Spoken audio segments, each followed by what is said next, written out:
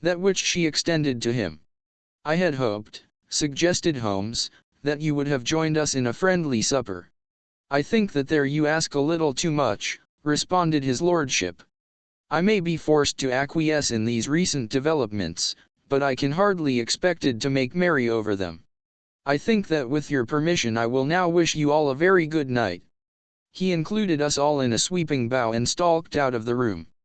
"Then I trust that you at least will honor me with your company," said Sherlock Holmes. "It is always a joy to meet an American, Mr. Moulton, for I am one of those who believe that the folly of a monarch and the blundering of a minister in far-gone years will not prevent our children from being someday citizens of the same worldwide country under a flag which shall be a quartering of the Union Jack with the stars and stripes." "The case has been an interesting one," remarked Holmes when our visitors had left us. "It serves to show very clearly how simple the explanation may be of an affair which at first sight seems to be almost inexplicable. Nothing could be more natural than the sequence of events as narrated by this lady, and nothing stranger than the result when viewed, for instance by Mr. Lestrade, of Scotland Yard. You were not yourself at fault at all, then." "From the first, two facts were very obvious to me, the one that the lady had been quite willing to undergo the wedding ceremony, the other that she had repented of it within a few minutes of returning home. Obviously something had occurred during the morning, then, to cause her to change her mind. Could that something be? She could not have spoken to anyone when she was out, for she had been in the company of the bridegroom. Had she seen someone, then? If she had, it must be someone from America, because she had spent so short a time in this country that she could hardly have allowed anyone to acquire so deep an influence over her that the mere sight of him would induce her to change her plans so completely. You see, we have already arrived, by a process of exclusion, at the idea that she might have seen an American. Then who could this American be, and why should he possess so much influence over her? It might be a lover, it might be a husband. Her young womanhood had, I knew, been spent in rough scenes and under strange conditions. So far I had got before I ever heard Lord St. Simon's narrative. When he told us of a man in a pew, of the change in the bride's manner, of so transparent a device for obtaining a note as the dropping of a bouquet, of her resort to her confidential maid, and of her very significant allusion to claim jumping, which in miners' parlance means taking possession of that which another person has a prior claim to, the whole situation became absolutely clear. She had gone off with a man, and the man was either a lover or was a previous husband, the chances being in favor of the latter. And how in the world did you find them? It might have difficult, but friend Lestrade held information in his hands the value of which he did not himself know. The initials were, of course, of the highest importance, but more valuable still was it to know that within a week he had settled his bill at one of the most select London hotels. How did you deduce the select? By the select prices. 8 shillings for a bed and 8 pence for a glass of sherry pointed to one of the most expensive hotels. There are not many in London which charge at that rate. In the second one, which I visited in Northumberland Avenue, I learned by an inspection of the book that Francis H. Moulton, an American gentleman, had left only the day before, and on looking over the entries against him, I came upon the very items which I had seen in the duplicate bill. His letters were to be forwarded to 226 Gordon Square, so thither I travelled, and being fortunate enough to find the loving couple at home, I ventured to give them some paternal advice and to point out to them that it would be better in every way that they should make their position a little clearer both to the general public and to Lord St. Simon in particular. I invited them to meet him here, and, as you see, I made him keep the appointment. But with no very good result, I remarked. His conduct was certainly not very gracious.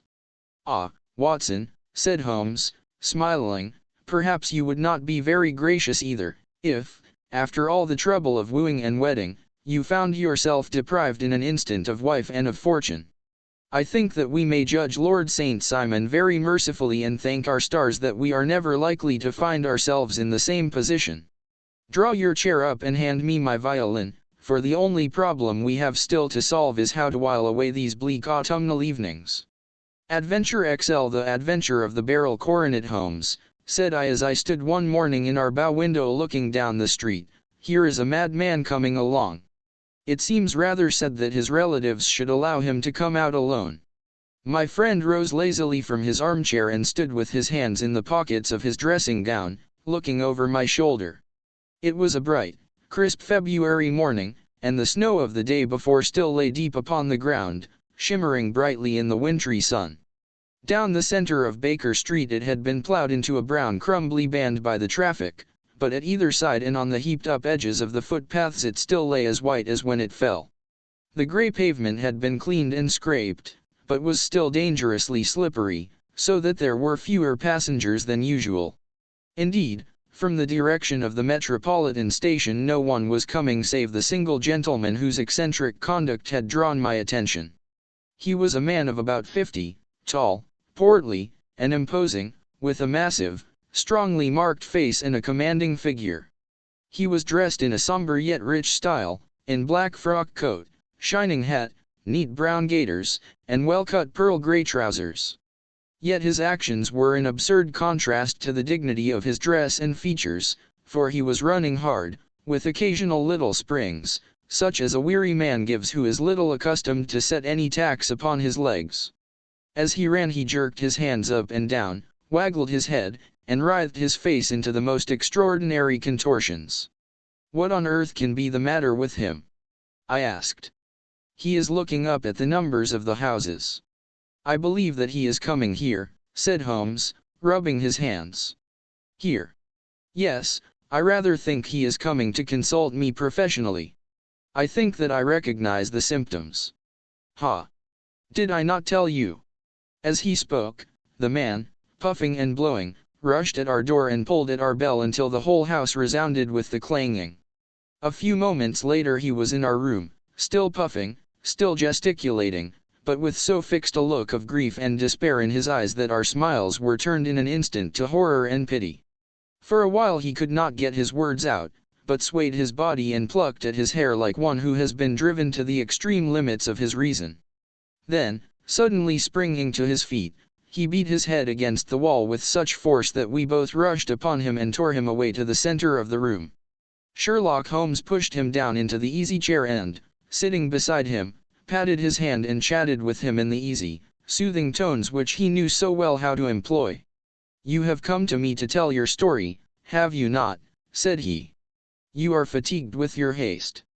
Pray wait until you have recovered yourself, and then I shall be most happy to look into any little problem which you may submit to me." The man sat for a minute or more with a heaving chest, fighting against his emotion. Then he passed his handkerchief over his brow, set his lips tight, and turned his face towards us. "No doubt you think me mad," said he. "I see that you have had some great trouble," responded Holmes. "God knows I have. A trouble which is enough to unseat my reason, so sudden and so terrible is it. Public disgrace I might have faced, although I am a man whose character has never yet borne a stain. Private affliction also is the lot of every man, but the two coming together, and in so frightful a form, have been enough to shake my very soul. Besides, it is not I alone. The very noblest in the land may suffer unless some way be found out of this horrible affair." "Pray compose yourself, sir," said Holmes, "and let me have a clear account of who you are and what it is that has befallen you." "My name," answered our visitor, "is probably familiar to your ears. I am Alexander Holder, of the banking firm of Holder and Stevenson, of Threadneedle Street." The name was indeed well known to us as to the senior partner in the second largest private banking concern in the city of London. What could have happened, then, to bring one of the foremost citizens of London to this most pitiable pass? We waited, all curiosity, until with another effort he braced himself to tell his story. "I feel that time is of value," said he. "That is why I hastened here when the police inspector suggested that I should secure your cooperation. I came to Baker Street by the Underground and hurried from there on foot, for the cabs go slowly through this snow. That is why I was so out of breath, for I am a man who takes very little exercise. I feel better now, and I will put the facts before you as shortly and yet as clearly as I can. It is, of course, well known to you that in a successful banking business as much depends upon our able to find remunerative investments for our funds as upon our increasing our connection and the number of our depositors. One of our most lucrative means of laying out money is in the shape of loans, where the security is unimpeachable. We have done a good deal in this direction during the last few years, and there are many noble families to whom we have advanced large sums upon the security of their pictures, libraries, or plate. Yesterday morning I was seated in my office at the bank when a card was brought in to me by one of the clerks. I started when I saw the name, for it was that of none other than perhaps even to you I had better say no more than that it was a name which is a household word all over the earth, one of the highest, noblest, most exalted names in England. I was overwhelmed by the honor and attempted, when he entered, to say so, but he plunged at once into business with the air of a man who wishes to hurry quickly through a disagreeable task. "Mr. Holder," said he, "I have been informed that you are in the habit of advancing money. The firm does so when the security is good." I answered. "It is absolutely essential to me," said he, "that I should have £50,000 at once. I could, of course, borrow so trifling a sum 10 times over from my friends, but I much prefer to make it a matter of business and to carry out that business myself. In my position you can readily understand that it is unwise to place one's self under obligations. For how long, may I ask, do you want this sum?" I asked. "Next Monday I have a large sum due to me, and I shall then most certainly repay what you advance, with whatever interest you think it right to charge. But it is very essential to me that the money should be paid at once. I should be happy to advance it without further parley from my own private purse," said I, "were it not that the strain would be rather more than it could bear. If, on the other hand, I am to do it in the name of the firm, then in justice to my partner I must insist that, even in your case, every businesslike precaution should be taken." "I should much prefer to have it so," said he, raising up a square, black morocco case which he had laid beside his chair. "You have doubtless heard of the beryl coronet. One of the most precious public possessions of the empire," said I. "Precisely." He opened the case, and there, embedded in soft, flesh-colored velvet, lay the magnificent piece of jewelry which he had named. "There are 39 enormous beryls," said he, "and the price of the gold chasing is incalculable. The lowest estimate would put the worth of the coronet at double the sum which I have asked. I am prepared to leave it with you as my security." I took the precious case into my hands and looked in some perplexity from it to my illustrious client. "You doubt its value?" he asked. "Not at all. I only doubt the propriety of my leaving it. You may set your mind at rest about that. I should not dream of doing so were it not absolutely certain that I should be able in 4 days to claim it.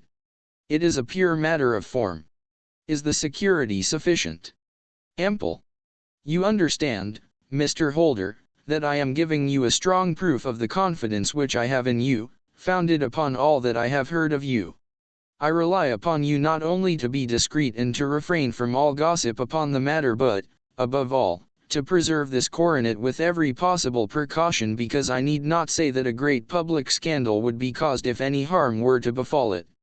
Any injury to it would be almost as serious as its complete loss, for there are no beryls in the world to match these, and it would impossible to replace them.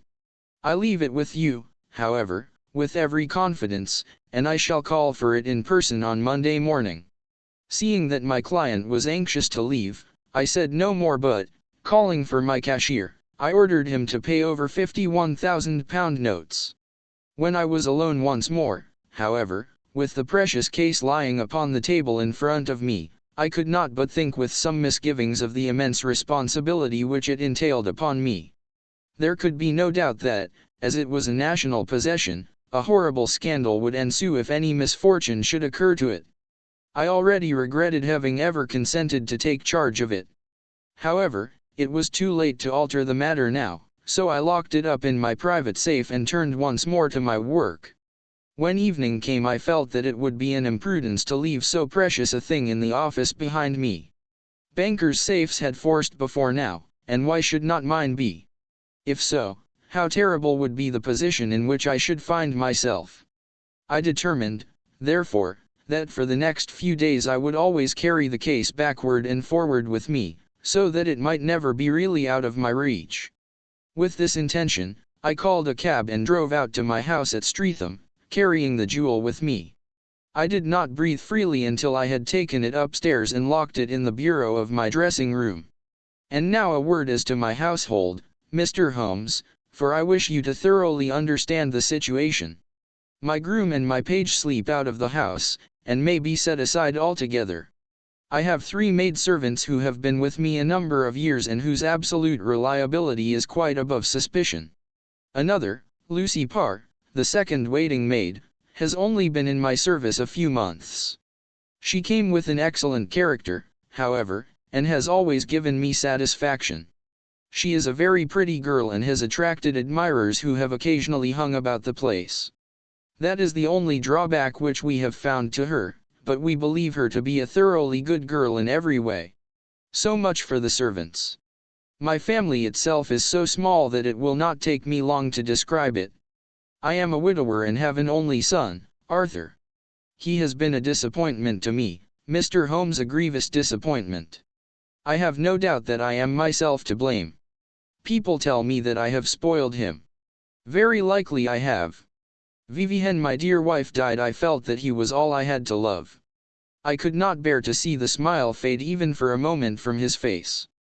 I have never denied him a wish. Perhaps it would have been better for both of us had I been sterner, but I meant it it was naturally my intention that he should succeed me in my business, but he was not of a business turn. He was wild, wayward, and, to speak the truth, I could not trust him in the handling of large sums of money. When he was young he became a member of an aristocratic club, and there, having charming manners, he was soon the intimate of a number of men with long purses and expensive habits. He learned to play heavily at cards and to squander money on the turf, until he had again and again to come to me and implore me to give him an advance upon his allowance, that he might settle his debts of honor. He tried more than once to break away from the dangerous company which he was keeping, but each time the influence of his friend, Sir George Benwell, was enough to draw him back again. And, indeed, I could not wonder that such a man as Sir George Benwell should gain an influence over him, for he has frequently brought him to my house, and I have found myself that I could hardly resist the fascination of his manner. He is older than Arthur, a man of the world to his fingertips, one who had been everywhere, seen everything, a brilliant talker, and a man of great personal beauty. Yet when I think of him in cold blood, far away from the glamour of his presence, I am convinced from his cynical speech and the look which I have caught in his eyes that he is one who should be deeply distrusted. So I think, and so, too, thinks my little Mary, who has a woman's quick insight into character. And now there is only she to be described. She is my niece, but when my brother died 5 years ago and left her alone in the world I adopted her, and have looked upon her ever since as my daughter. She is a sunbeam in my house, sweet, loving, beautiful, a wonderful manager and housekeeper, yet as tender and quiet and gentle as a woman could be. She is my right hand. I do not know what I could do without her. In only one matter has she ever gone against my wishes. Twice my boy has asked her to marry him, for he loves her devotedly, but each time she has refused him. I think that if anyone could have drawn him into the right path it would have been she, and that his marriage might have changed his whole life, but now, alas! It is too late, forever too late. Now, Mr. Holmes, you know the people who live under my roof, and I shall continue with my miserable story. When we were taking coffee in the drawing room that night after dinner, I told Arthur and Mary my experience, and of the precious treasure which we had under our roof, suppressing only the name of my client. Lucy Parr, who had brought in the coffee, had, I am sure, left the room, but I cannot swear that the door was closed. Mary and Arthur were much interested and wished to see the famous coronet, but I thought it better not to disturb it. "Where have you put it?" asked Arthur. "In my own bureau." "Well, I hope to goodness the house won't be burgled during the night," said he. "It is locked up," I answered. "Oh, any old key will fit that bureau." /Wiesman I was a youngster. I have opened it myself with the key of the box room cupboard. He often had a wild way of talking, so that I thought little of what he said. He followed me to my room, however, that night with a very grave face. "Look here, Dad," said he with his eyes cast down, "can you let me have £200? "No, I cannot," I answered sharply. "I have been far generous with you in money matters." "You have been very kind," said he, "but I must have this money, or else I can never show my face inside the club again." "And a very good thing, too," I cried. "Yes, but you would not have me leave it a dishonored man," said he. "I could not bear the disgrace.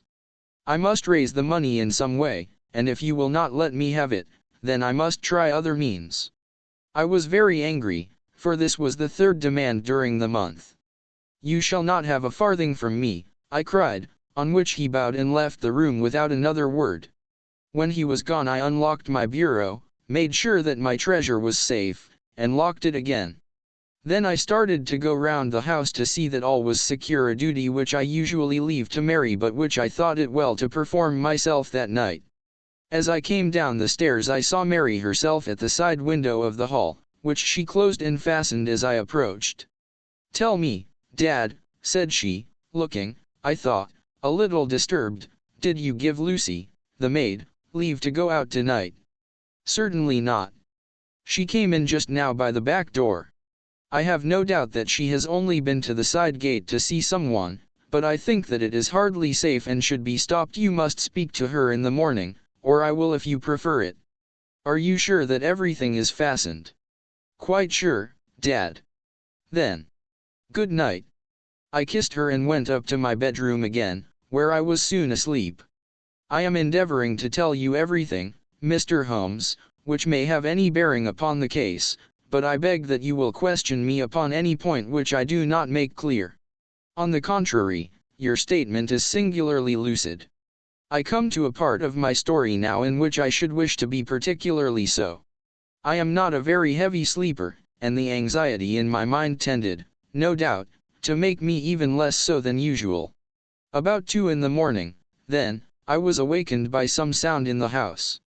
It had ceased ere I was wide awake, but it had left an impression behind it as though a window had gently closed somewhere. I lay listening with all my ears. Suddenly, to my horror, there was a distinct sound of footsteps moving softly in the next room. I slipped out of bed, all palpitating with fear, and peeped round the comber of my dressing-room door. "Arthur!" I screamed, "you villain! You thief! How dare you touch that coronet?" The gas was half up, as I had left it, and my unhappy boy, dressed only in his shirt and trousers, was standing beside the light, holding the coronet in his hands. He appeared to be wrenching at it, or bending it with all his strength. At my cry he dropped it from his grasp and turned as pale as death. I snatched it up and examined it. One of the gold corners, with 3 of the barrels in it, was missing. "You blackguard!" I shouted, myself with rage. "You have destroyed it. You have dishonored me forever. Where are the jewels which you have stolen?" "Stolen?" he cried. "Yes, thief!" I roared, shaking him by the shoulder. "There are none missing." "There cannot be any missing," said he. "There are 3 missing. And you know where they are. Must I call you a liar as well as a thief? Did I not see you trying to tear off another piece?" "You have called me names enough," said he. "I will not stand it any longer. I shall not say another word about this business, since you have chosen to insult me. I will leave your house in the morning and make my own way in the world. You shall leave it in the hands of the police." I cried, half mad with grief and rage. "I shall have this matter probed to the bottom." "You shall learn nothing from me," said he with a passion such as I should not have thought was in his nature. "If you choose to call the police, let the police find what they." By this time the whole house was astir, for I had raised my voice in my anger. Mary was the first to rush into my room, and, at the sight of the coronet and of Arthur's face, she read the whole story and, with a scream, fell down senseless on the ground. I sent the housemaid for the police and put the investigation into their hands at once. When the inspector and a constable entered the house, Arthur, who had stood sullenly with his arms folded, asked me whether it was my intention to charge him with theft. I answered that it had ceased to be a private matter, but had become a public one, since the ruined coronet was national property. I was determined that the law should have its way in everything. At least, said he, you will not have me arrested at once. It would be to your advantage as well as mine if I might leave the house for 5 minutes. That you may get away, or perhaps that you may conceal what you have stolen, said I. And then, realizing the dreadful position in which I was placed, I implored him to remember that not only my honor but that of one who was far greater than I was at stake, and that he threatened to raise a scandal which would convulse the nation. He might avert it all if he would but tell me what he had done with the 3 missing stones. You may as well face the matter, said I, you have been caught in the act, and no confession could make your guilt more heinous. If you but make such reparation as is in your power, by telling us where the barrels are, all shall be forgiven and forgotten. Keep your forgiveness for those who ask for it, he answered, turning away from me with a sneer. I saw that he was too hardened for any words of mine to influence him. There was but one way for it. I called in the inspector and gave him into custody. A search was made at once not only of his person but of his room and of every portion of the house where he could possibly have concealed the gems, but no trace of them could be found, nor would the wretched boy open his mouth for all our persuasions and our threats. This morning he was removed to a cell, and I, after going through all the police formalities, have hurried round to you to implore you to use your skill in unraveling the matter. The police have openly confessed that they can at present make nothing of it. You may go to any expense which you think necessary. I have already offered a reward of £1,000. My God, what shall I do? I have lost my honor, my gems, and my son in one night. Oh, what shall I do? He put a hand on either side of his head and rocked himself to and fro, droning to himself like a child whose grief has got beyond words. Sherlock Holmes sat silent for some few minutes, with his brows knitted and his eyes fixed upon the fire. "Do you receive much company?" he asked. "None save my partner with his family and an occasional friend of Arthur's. Sir George Benwell has been several times lately. No one else, I think. Do you go out much in society?" "Arthur does. Mary and I stay at home. We neither of us care for it. That is unusual in a young girl. She is of a quiet nature. Besides, she is not so very young. She is 24. This matter, from what you say, seems to have been a shock to her also." "Terrible. She is even more affected than I. You have neither of you any doubt as to your son's guilt?" "How can we have when I saw him with my own eyes with the coronet in his hands? I hardly consider that a conclusive proof." "Was the remainder of the coronet at all injured?" "Yes, it was twisted." "Do you not think, then, that he might have been trying to straighten it?" "God bless you! You are doing what you can for him and for me. But it is too heavy a task. What was he doing there at all? If his purpose were innocent, why did he not say so precisely? And if it were guilty, why did he not invent a lie? His silence appears to me to cut both ways. There are several singular points about the case. What did the police think of the noise which awoke you from your sleep?" "They considered that it might be caused by Arthur's closing his bedroom door." "A likely story. As if a man bent on felony would slam his door so as to wake a household. What did they say, then, of the disappearance of these gems?" "They are still sounding the planking and probing the furniture in the hope of finding them." "Have they thought of looking outside the house?" "Yes, they have shown extraordinary energy. The whole garden has already been minutely examined." "Now, my dear sir," said Holmes, "is it not obvious to you now that this matter really strikes very much deeper than either you or the police were at first inclined to think? It appeared to you to be a simple case, to me it seems exceedingly complex. Consider what is involved by your theory. You suppose that your son came down from his bed, went, at great risk, to your dressing room, opened your bureau, took out your coronet, broke off by main force a small portion of it, went off to some other place, concealed 3 gems out of the 39, with such skill that nobody can find them, and then returned with the other 36 into the room in which he exposed himself to the greatest danger of being discovered. I ask you now, is such a theory tenable? But what other is there? Cried the banker with a gesture of despair. If his motives were innocent, why does he not explain them?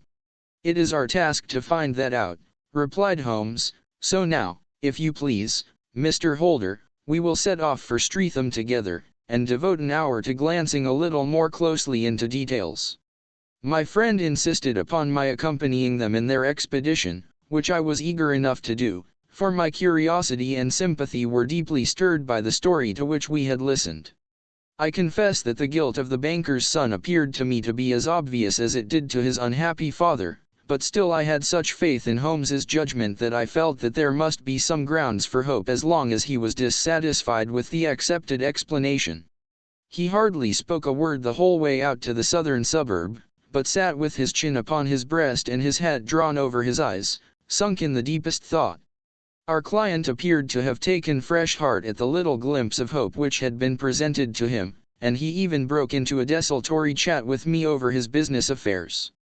A short railway journey and a shorter walk brought us to Fairbank, the modest residence of the great financier. Fairbank was a good-sized square house of white stone, standing back a little from the road. A double carriage sweep, with a snow-clad lawn, stretched down in front to two large iron gates which closed the entrance. On the right side was a small walkway and thicket, which led into a narrow path between two neat hedges stretching from the road to the kitchen door, and forming the tradesman's entrance. On the left ran a lane which led to the stables, and was not itself within the grounds at all, being a public, though little used, thoroughfare. Holmes left us standing at the door and walked slowly all round the house, across the front, down the tradesman's path, and so round by the garden behind into the stable lane. So long was he that Mr. Holder and I went into the dining room and waited by the fire until he should return. We were sitting there in silence when the door opened and a young lady came in. She was rather above the middle height, slim, with dark hair and eyes, which seemed the darker against the absolute pallor of her skin. I do not think that I have ever seen such deadly paleness in a woman's face. Her lips, too, were bloodless, but her eyes were flushed with crying. As she swept silently into the room she impressed me with a greater sense of grief than the banker had done in the morning, and it was the more striking in her as she was evidently a woman of strong character, with immense capacity for self-restraint. Disregarding my presence, she went straight to her uncle and passed her hand over his head with a sweet womanly caress. "You have given orders that Arthur should be liberated, have you not, Dad?" she asked. "No, no, my girl. The matter must be probed to the bottom. But I am so sure that he is innocent. You know what women's instincts are. I know that he has done no harm and that you will be sorry for having acted so harshly. Why is he silent, then, if he is innocent? Who knows? Perhaps because he was so angry that you should suspect him. How could I help suspecting him, when I actually saw him with the coronet in his hand? Oh, but he had only picked it up to look at it. Oh, do take my word for it that he is innocent. Let the matter drop and say no more. It is so dreadful to think of our dear Arthur in prison. I shall never let it drop until the gems are found, never, Mary. Your affection for Arthur blinds you as to the awful consequences to me. Far from hushing the thing up, I have brought a gentleman down from London to inquire more deeply into it."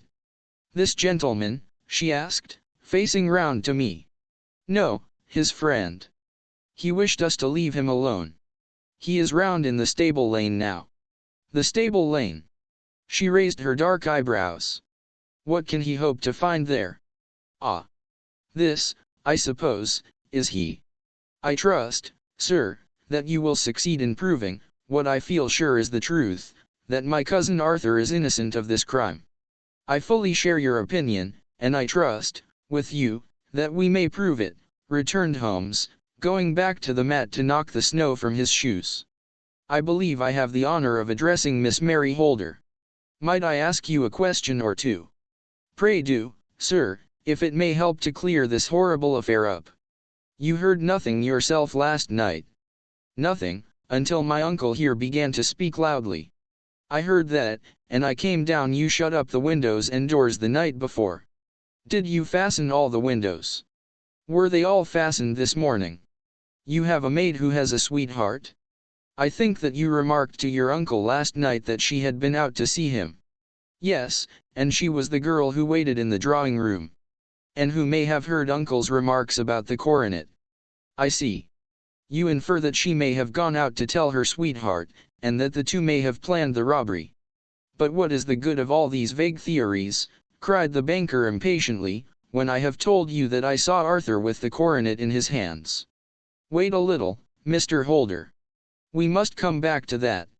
About this girl, Miss Holder. You saw her return by the kitchen door, I presume. Yes, when I went to see if the door was fastened for the night I met her slipping in. I saw the man, too, in the gloom. Do you know him? Oh, yes. He is the greengrocer who brings our vegetables round. His name is Francis Prosper. He stood, said Holmes, to the left of the is to say, farther up the path than is necessary to reach the door. Yes, he did. And he is a man with a walk one and leg. Something like fear sprang up in the young lady's expressive black eyes. Why, you are like a magician, said she. How do you know that? She smiled, but there was no answering smile in Holmes's thin, eager face. I should be very glad now to go upstairs, said he. I shall probably wish to go over the outside of the house again. Perhaps I had better take a look at the lower windows before I go up. He walked swiftly round from one to the other, pausing only at the large one which looked from the hall onto the stable lane. This he opened and made a very careful examination of the sill with his powerful magnifying lens. Now we shall go upstairs, said he at last. The banker's dressing room was a plainly furnished little chamber, with a grey carpet, a large bureau, and a long mirror. Holmes went to the bureau first and looked hard at the lock. Which key was used to open it? He asked. That which my son himself indicated, that of the cupboard of the lumber room. Have you it here? That is it on the dressing table. Sherlock Holmes took it up and opened the bureau. It is a noiseless lock, said he. It is no wonder that it did not wake you. This case, I presume, contains the coronet. We must have a look at it. He opened the case, and taking out the diadem he laid it upon the table. It was a magnificent specimen of the jeweler's art, and the 36 stones were the finest that I have ever seen. At one side of the coronet was a cracked edge, where a corner holding 3 gems had been torn away. Now, Mr. Holder, said Holmes, here is the corner which corresponds to that which has been so unfortunately lost. Might I beg that you will break it off? The banker recoiled in horror. I should not dream of trying, said he. Then I will. Holmes suddenly bent his strength upon it, but without result. I feel it give a little, said he, but, though I am exceptionally strong in the fingers, it would take me all my time to break it. An ordinary man could not do it. Now, what do you think would happen if I did break it, Mr. Holder? There would be a noise like a pistol shot. Do you tell me that all this happened within a few yards of your bed and that you heard nothing of it? I do not know what to think. It is all dark to me. But perhaps it may grow lighter as we go. What do you think, Miss Holder? I confess that I still share my uncle's perplexity. Your son had no shoes or slippers on when you saw him. He had nothing on save only his trousers and shirt. Thank you. We have certainly been favored with extraordinary luck during this inquiry, and it will entirely our own fault if we do not succeed in clearing the matter up. With your permission, Mr. Holder, I shall now continue my investigations outside. He went alone, at his own request, for he explained that any unnecessary footmarks might make his task more difficult. For an hour or more he was at work, returning at last with his feet heavy with snow and his features as inscrutable as ever. I think that I have seen now all that there is to see, Mr. Holder, said he. I can serve you best by returning to my rooms. But the gems, Mr. Holmes. Where are they? I cannot tell. The banker wrung his hands. I shall never see them again, he cried. And my son? You give me hopes. My opinion is in no way altered. Then, for God's sake, what was this dark business which was acted in my house last night? If you can call upon me at my Baker Street rooms tomorrow morning between 9 and 10, I shall be happy to do what I can to make it clearer. I understand that you give me carte blanche to act for you, provided only that I get back the gems, and that you place no limit on the sum I may draw. I would give my fortune to have them back. Very good. I shall look into the matter between this and then. Goodbye. It is just possible that I may have to come over here again before evening. It was obvious to me that my companion's mind was now made up about the case, although what his conclusions were was more than I could even dimly imagine. Several times during our homeward journey I endeavored to sound him upon the point, but he always glided away to some other topic, until at last I gave it over in despair. It was not yet 3 when we found ourselves in our rooms once more. He hurried to his chamber and was down again in a few minutes, dressed as a common loafer. With his collar turned up, his shiny, seedy coat, his red cravat, and his worn boots, he was a perfect sample of the class. "I think that this should do," said he, glancing into the glass above the fireplace. "I only wish that you could come with me, Watson, but I fear that it won't do. I may be on the trail in this matter, or I may be following a will-o'-the-wisp, but I shall soon know which it is. I hope that I may be back in a few hours." He cut a slice of beef from the joint upon the sideboard, sandwiched it between 2 rounds of bread, and thrusting this rude meal into his pocket he started off upon his expedition. I had just finished my tea when he returned, evidently in excellent spirits, swinging an old elastic-sided boot in his hand. He chucked it down into a corner and helped himself to a cup of tea.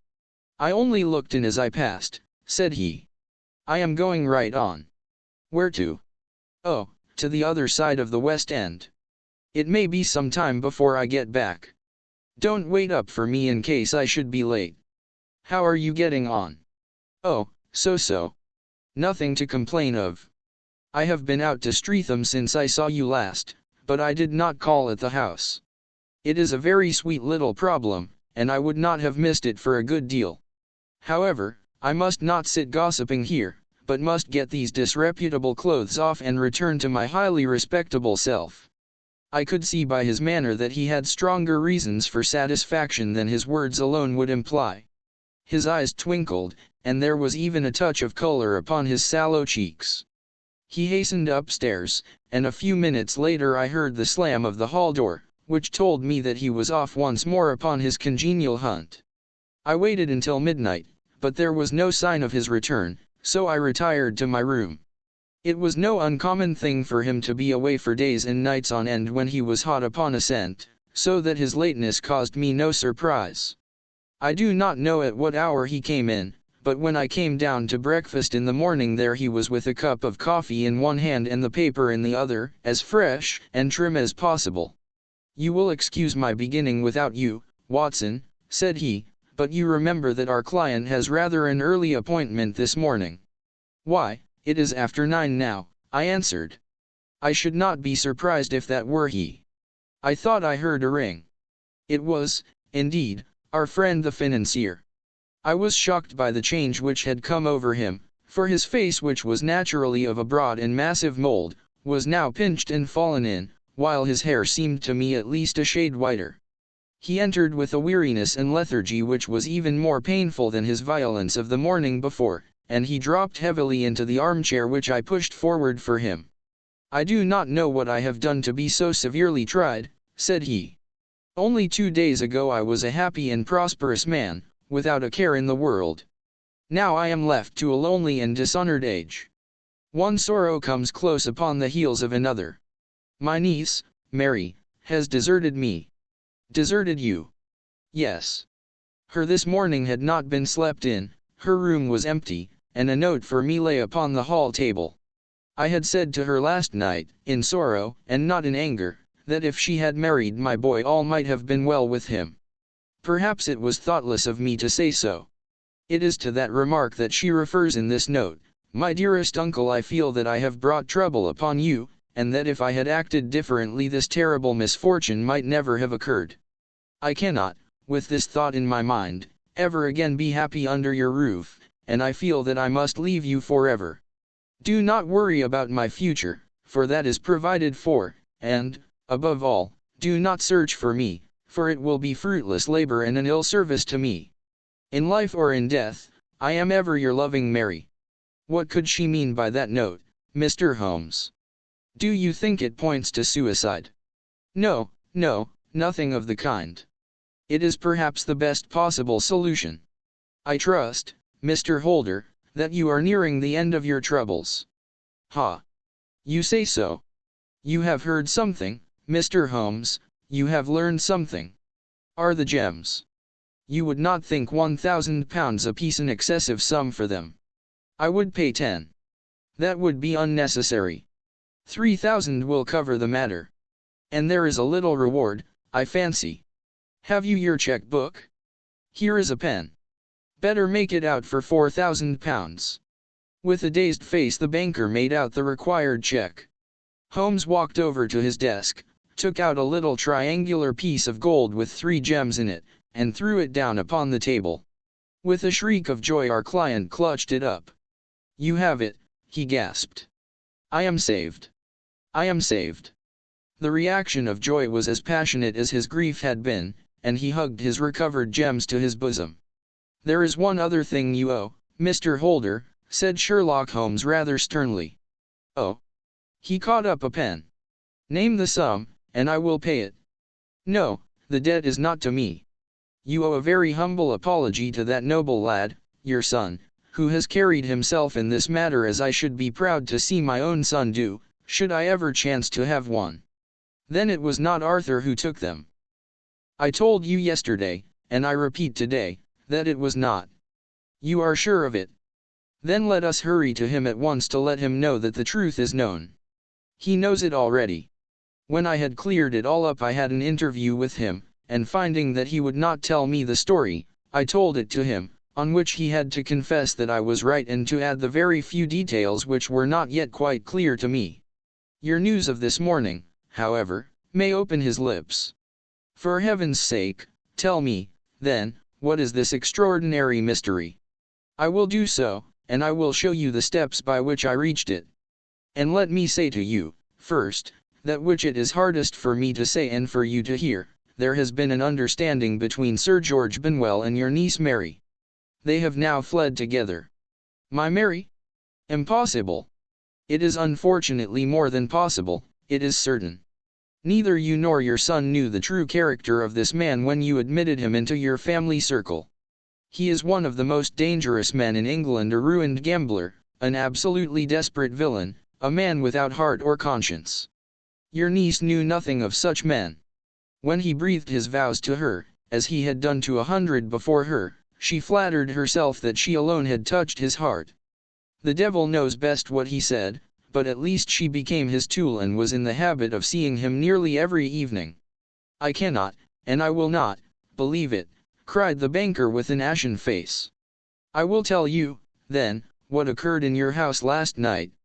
Your niece, when you had, as she thought, gone to your room, slipped down and talked to her lover through the window which leads into the stable lane. His footmarks had pressed right through the snow, so long had he stood there. She told him of the coronet. His wicked lust for gold kindled at the news, and he bent her to his will. I have no doubt that she loved you, but there are women in whom the love of a lover extinguishes all other loves, and I think that she must have been one. She had hardly listened to his instructions when she saw you coming downstairs, on which she closed the window rapidly and told you about one of the servants' escapade with her wooden-legged lover, which was all perfectly true. Your boy, Arthur, went to bed after his interview with you, but he slept badly on account of his uneasiness about his club debts. In the middle of the night he heard a soft tread pass his door, so he rose and, looking out, was surprised to see his cousin walking very stealthily along the passage until she disappeared into your dressing room. Petrified with astonishment, the lad slipped on some clothes and waited there in the dark to see what would come of this strange affair. Presently she emerged from the room again, and in the light of the passage lamp your son saw that she carried the precious coronet in her hands. She passed down the stairs, and he, thrilling with horror, ran along and slipped behind the curtain near your door, whence he could see what passed in the hall beneath. He saw her stealthily open the window, hand out the coronet to someone in the gloom, and then closing it once more hurry back to her room, passing quite close to where he stood hid behind the curtain. As long as she was on the scene he could not take any action without a horrible exposure of the woman whom he loved. But the instant that she was gone he realized how crushing a misfortune this would be for you, and how all-important it was to set it right. He rushed down, just as he was, in his bare feet, opened the window, sprang out into the snow, and ran down the lane, where he could see a dark figure in the moonlight. Sir George Benwell tried to get away, but Arthur caught him, and there was a struggle between them, your lad tugging at one side of the coronet, and his opponent at the other. In the scuffle, your son struck Sir George and cut him over the eye. Then something suddenly snapped, and your son, finding that he had the coronet in his hands, rushed back, closed the window, ascended to your room, and had just observed that the coronet had been twisted in the struggle and was endeavoring to straighten it when you appeared upon the scene. "Is it possible?" gasped the banker. You then roused his anger by calling him names at a moment when he felt that he had deserved your warmest thanks. He could not explain the true state of affairs without betraying one who certainly deserved little enough consideration at his hands. He took the more chivalrous view, however, and preserved her secret. "And that was why she shrieked and fainted when she saw the coronet," cried Mr. Holder. "Oh, my God! What a blind fool I have been! And his asking to be allowed to go out for 5 minutes. The dear fellow wanted to see if the missing piece were at the scene of the struggle. How cruelly I have misjudged him! When I arrived at the house," continued Holmes, "I at once went very carefully round it to observe if there were any traces in the snow which might help me. I knew that none had fallen since the evening before, and also that there had been a strong frost to preserve impressions. I passed along the tradesman's path, but found it all trampled down and indistinguishable.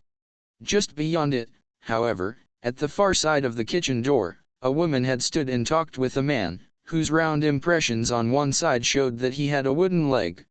I could even tell that they had been disturbed, for the woman had run back swiftly to the door, as was shown by the deep toe and light heel marks, while wooden leg had waited a little, and then had gone away. I thought at the time that this might be the maid and her sweetheart, of whom you had already spoken to me, and inquiry showed it was so. I passed round the garden without seeing anything more than random tracks, which I took to be the police, but when I got into the stable lane a very long and complex story was written in the snow in front of me. There was a double line of tracks of a booted man, and a second double line which I saw with delight belonged to a man with naked feet. I was at once convinced from what you had told me that the latter was your son.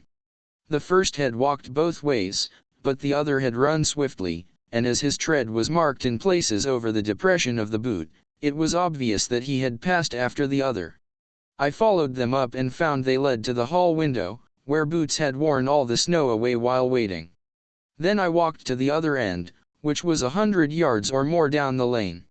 I saw where Boots had faced round, where the snow was cut up as though there had been a struggle, and, finally, where a few drops of blood had fallen, to show me that I was not mistaken. Boots had then run down the lane, and another little smudge of blood showed that it was he who had been hurt. When he came to the high road at the other end, I found that the pavement had been cleared, so there was an end to that clue. On entering the house, however, I examined, as you remember, the sill and framework of the hall window with my lens, and I could at once see that someone had passed out.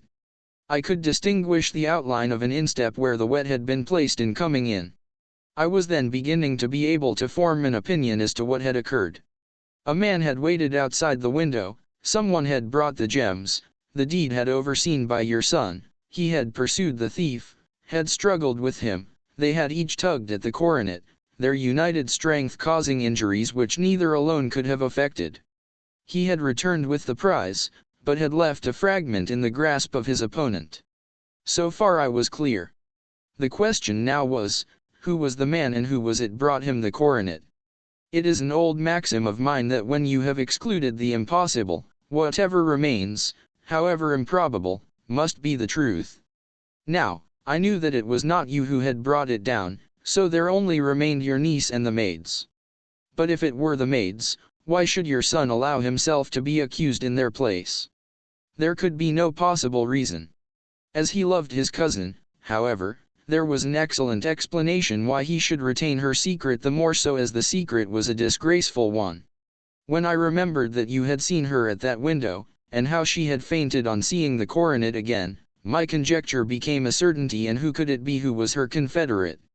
A lover evidently, for who else could outweigh the love and gratitude which she must feel to you?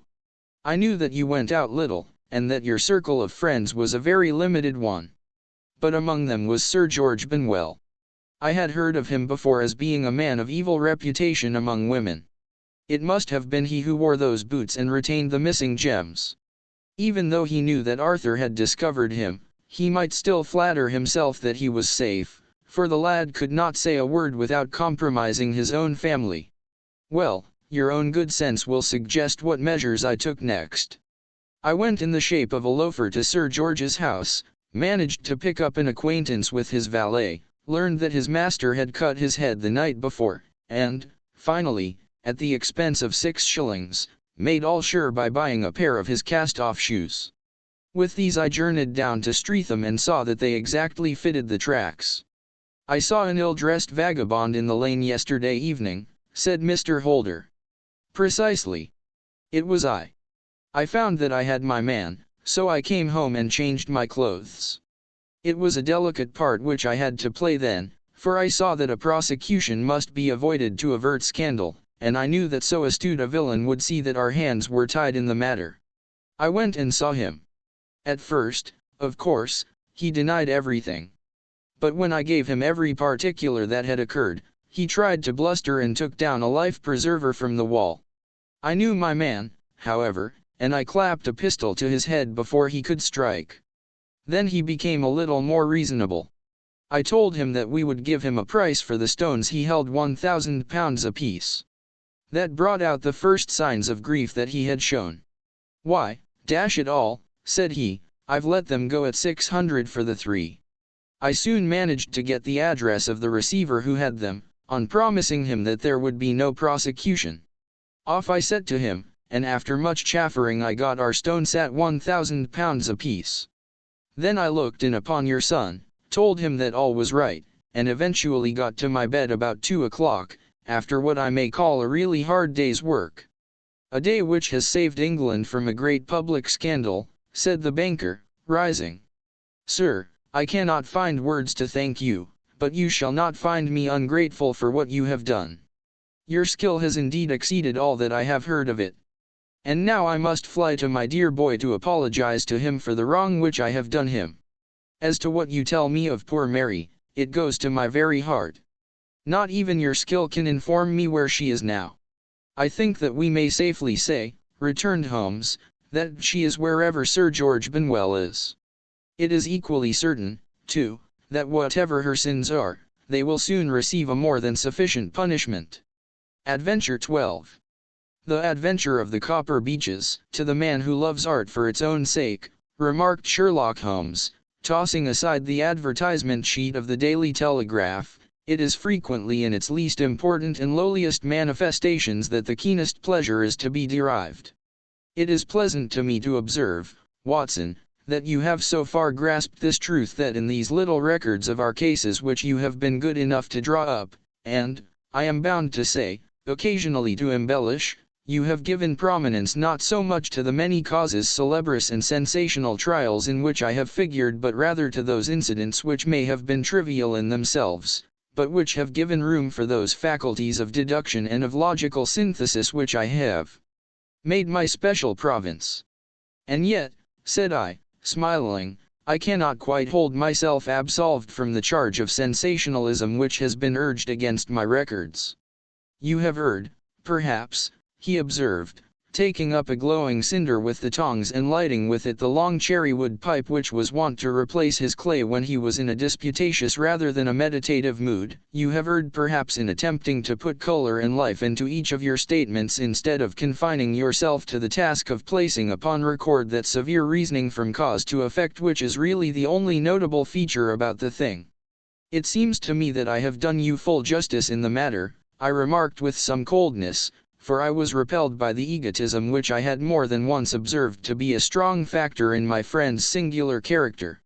"No, it is not selfishness or conceit," said he, answering, as was his wont, my thoughts rather than my words. "If I claim full justice for my art, it is because it is an impersonal thing, a thing beyond myself. Crime is common. Logic is rare. Therefore it is upon the logic rather than upon the crime that you should dwell. You have degraded what should have been a course of lectures into a series of tales." It was a cold morning of the early spring, and we sat after breakfast on either side of a cheery fire in the old room at Baker Street. A thick fog rolled down between the lines of dun-colored houses, and the opposing windows loomed like dark, shapeless blurs through the heavy yellow wreaths. Our gas was lit and shone on the white cloth and glimmer off china and metal, for the table had not been cleared yet. Sherlock Holmes had been silent all the morning, dipping continuously into the advertisement columns of a succession of papers until at last, having apparently given up his search, he had emerged in no very sweet temper to lecture me upon my literary shortcomings.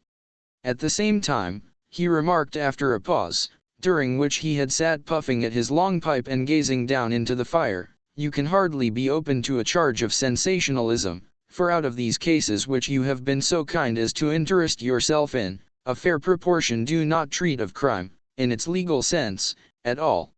The small matter in which I endeavored to help the King of Bohemia, the singular experience of Miss Mary Sutherland, the problem connected with the man with the twisted lip, and the incident of the noble bachelor, were all matters which are outside the pale of the law. But in avoiding the sensational, I fear that you may have bordered on the trivial." "The end may have been so," I answered, "but the methods I hold to have been novel and of interest." "Pshaw, my dear fellow, what do the public, the great unobservant public, who could hardly tell a weaver by his tooth or a compositor by his left thumb, care about the finer shades of analysis and deduction? But, indeed, if you are trivial, I cannot blame you, for the days of the great cases are past. Man, or at least criminal man, has lost all enterprise and originality. As to my own little practice, it seems to be degenerating into an agency for recovering lost lead pencils and giving advice to young ladies from boarding schools. I think that I have touched bottom at last, however. This note I had this morning marks my 0 point, I fancy. Read it." He tossed a crumpled letter across to me. It was dated from Montague Place upon the preceding evening, and ran thus: "Dear M.R. Holmes, I am very anxious to consult you as to whether I should or should not accept a situation which has been offered to me as governess. I shall call at 10:30 tomorrow if I do not inconvenience you. Yours faithfully, Violet Hunter." "Do you know the young lady?" I asked. "Not one. It is 10:30 now."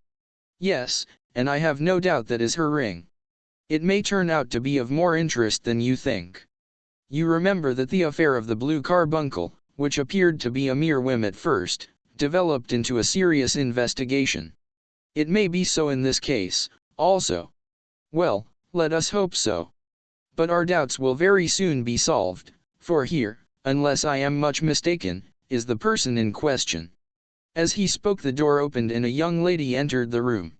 She was plainly but neatly dressed, with a bright, quick face, freckled like a plover's egg, and with the brisk manner of a woman who has had her own way to make in the world. "You will excuse my troubling you, I am sure," said she, as my companion rose to greet her, "but I have had a very strange experience, and as I have no parents or relations of any sort from whom I could ask advice, I thought that perhaps you would be kind enough to tell me what I should do. Pray take a seat, Miss Hunter. I shall be happy to do anything that I can to serve you."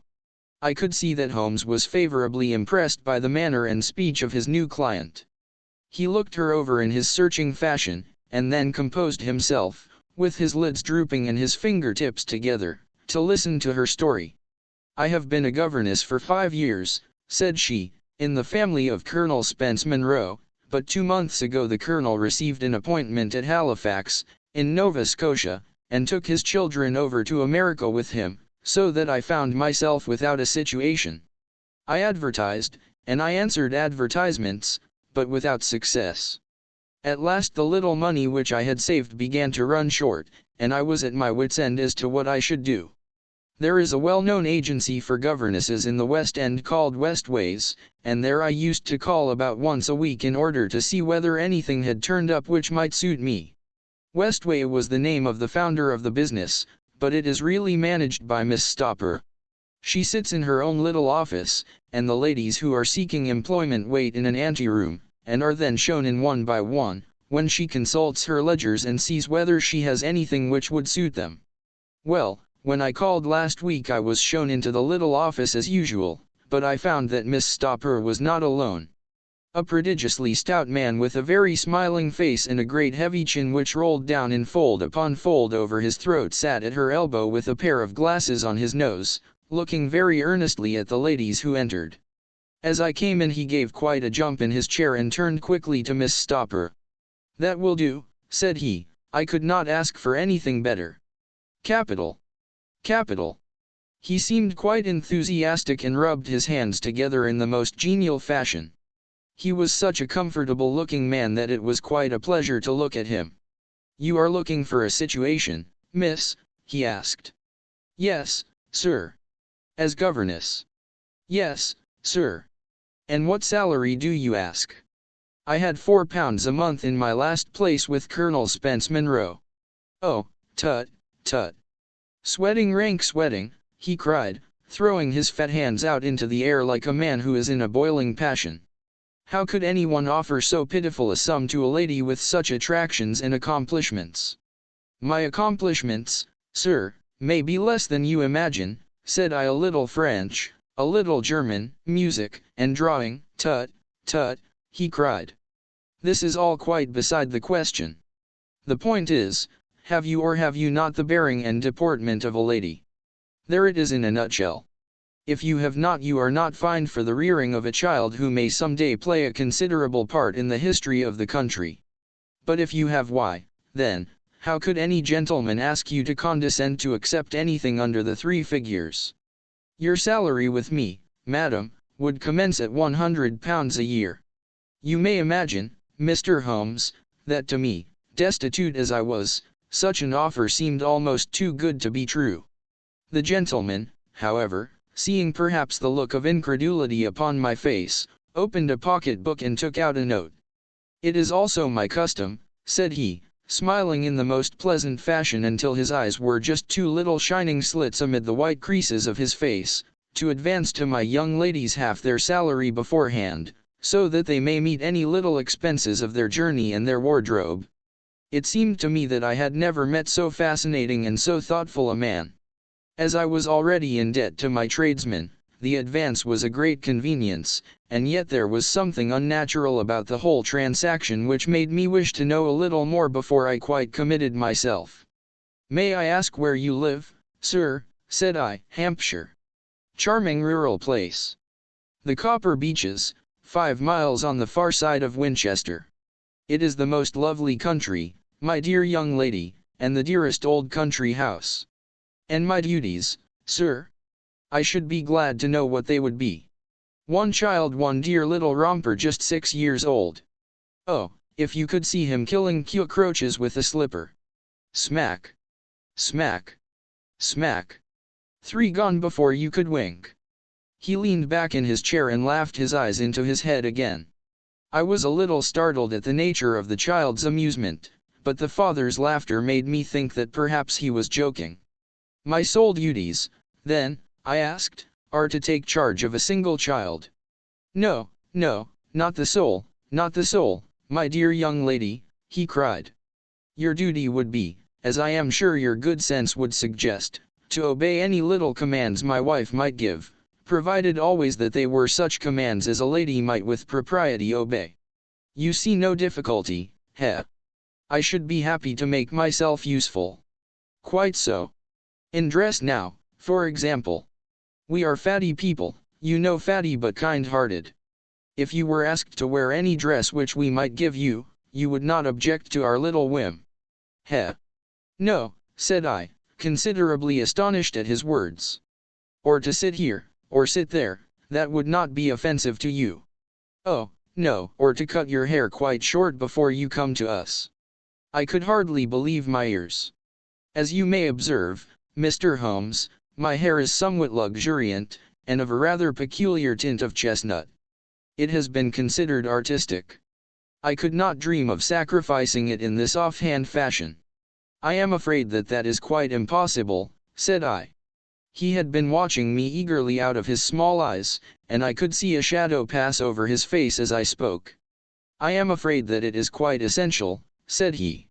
It is a little fancy of my wife's, and ladies' fancies, you know, madam, ladies' fancies must be consulted. And so you won't cut your hair? No, sir, I really could not, I answered firmly. Ah, very well, then that quite settles the matter. It is a pity, because in other respects you would really have done very nicely. In that case, Miss Stopper, I had best inspect a few more of your young ladies. The manageress had sat all this while busy with her papers without a word to either of us, but she glanced at me now with so much annoyance upon her face that I could not help suspecting that she had lost a handsome commission through my refusal. Do you desire your name to be kept upon the books? She asked. If you please, Miss Stopper. Well, really, it seems rather useless, since you refuse the most excellent offers in this fashion, said she sharply. You can hardly expect us to exert ourselves to find another such opening for you. Good day to you, Miss Hunter. She struck a gong upon the table, and I was shown out by the page. Well, Mr. Holmes, when I got back to my lodgings and found little enough in the cupboard, and 2 or 3 bills upon the table, I began to ask myself whether I had not done a very foolish thing. After all, if these people had strange fads and expected obedience on the most extraordinary matters, they were at least ready to pay for their eccentricity. Very few governesses in England are getting £100 a year. Besides, what use was my hair to me? Many people are improved by wearing it short, and perhaps I should be among the number. Next day I was inclined to think that I had made a mistake, and by the day after I was sure of it. I had almost overcome my pride so far as to go back to the agency and inquire whether the place was still open when I received this letter from the gentleman himself. I have it here and I will read it to you. The Copper Beeches, near Winchester. Dear Miss Hunter, Miss Stopper has very kindly given me your address, and I write from here to ask you whether you have reconsidered your decision. My wife is very anxious that you should come, for she has been much attracted by my description of you. We are willing to give £30 a quarter, or £120 a year, so as to recompense you for any little inconvenience which our fads may cause you. They are not very exacting, after all. My wife is fond of a particular shade of electric blue and would like you to wear such a dress indoors in the morning. You need not, however, go to the expense of purchasing one, as we have one belonging to my dear daughter Alice, now in Philadelphia, which would, I should think, fit you very well. Then, as to sitting here or there or amusing yourself in any manner indicated, that need cause you no inconvenience. As regards your hair, it is no doubt a pity, especially as I could not help remarking its beauty during our short interview, but I am afraid that I must remain firm upon this point, and I only hope that the increased salary may recompense you for the loss. Your duties, as far as the child is concerned, are very light. Now do try to come, and I shall meet you with the dog cart at Winchester. Let me know your train. Yours faithfully, Jeffro Rucastle. That is the letter which I have just received, Mr. Holmes, and my mind is made up that I will accept it. I thought, however, that before taking the final step I should like to submit the whole matter to your consideration. Well, Miss Hunter, if your mind is made up, that settles the question, said Holmes, smiling. But you would not advise me to refuse. I confess that it is not the situation which I should like to see a sister of mine apply for. What is the meaning of it all, Mr. Holmes? Ah, I have no data. I cannot tell. Perhaps you have yourself formed some opinion. Well, there seems to me to be only one possible solution. Mr. Rucastle seemed to be a very kind, good-natured man. Is it not possible that his wife is a lunatic, that he desires to keep the matter quiet for fear she should be taken to an asylum, and that he humors her fancies in every way in order to prevent an outbreak. That is a possible solution. In fact, as matters stand, it is the most probable one.